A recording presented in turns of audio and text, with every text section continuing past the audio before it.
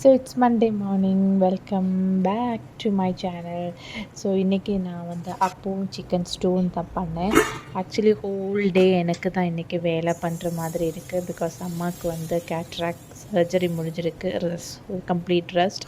அப்போ அதனால் ஈஸியாக நமக்கு தெரிஞ்சதை பண்ணலான்னு சொல்லிட்டு அப்போவும் சிக்கன் ஸ்டூ தான் பண்ணேன். அப்போத்துக்கு ஏற்கனவே சர்ஜரிக்கு முன்னாடியே அம்மா வந்து எல்லாம் நிறைய அரைச்சி வச்சுருந்தாங்க ஆக்சுவலி.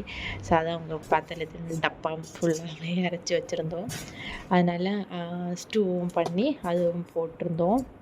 அதுக்கப்புறம் மத்தியானத்துக்கு முந்தின நாளே நான் கொஞ்சம் ஃபிஷ் வந்து மேக்னேட் பண்ணி வச்சுருந்தேன். அதுவும் ஃப்ரை பண்ணி சாம்பாரும் வச்சுட்டு ரைஸும் வச்சு கொடுத்தோம்.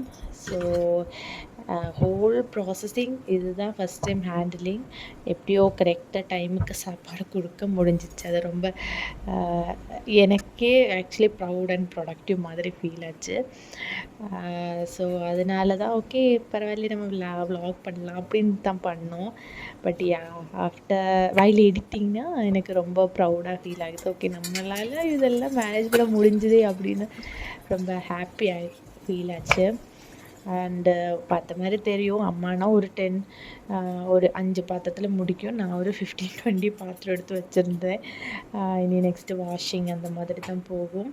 பட் எனிவேஸ் டைமுக்கு நம்ம சாப்பாடு செஞ்சு கொடுக்கும். அதுவும் ஓரளவுக்கு நல்லா இருந்துச்சு, ஓகே தான்.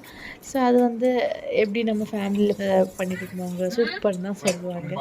ஸோ அதுவும் கேட்டபோது I feel so happy. So எல்லாமே ஆக்சுவலி இது வந்து ஒரு 1 2 3 4 5 டாப்பர் அடுப்பு. அதனால் நமக்கு சீக்கிரமாக எல்லாமே வைக்க முடிஞ்சுது. ஸோ பேரலலி என்னோடய ஒர்க்கும் நடக்கும். இப்போ மார்னிங்கே எல்லாத்தையும் வச்சு முடிக்கும்போது எனக்கு வந்து ஒர்க் பண்ணுறதுக்கும் டைம் மேனேஜ்மெண்ட் கரெக்டாக இருக்கும். ஸோ அதில் இந்த 6 டாப் அடுப்பும் எனக்கு ஹெல்ப்ஃபுல்லாக இருந்துச்சு. எல்லாமே ஸ்ட்ரெச்சில் என்னால் பண்ண முடிஞ்சிச்சு.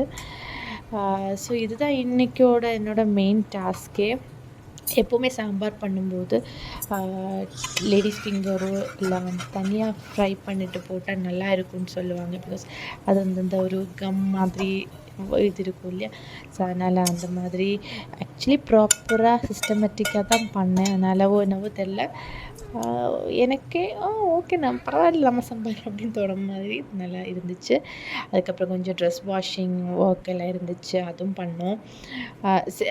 சொன்ன மாதிரி எனக்கு வந்து எல்லா வேலையும் நான் தானே பண்ணணும். Because of my sound ட்ரெஸ்ட்.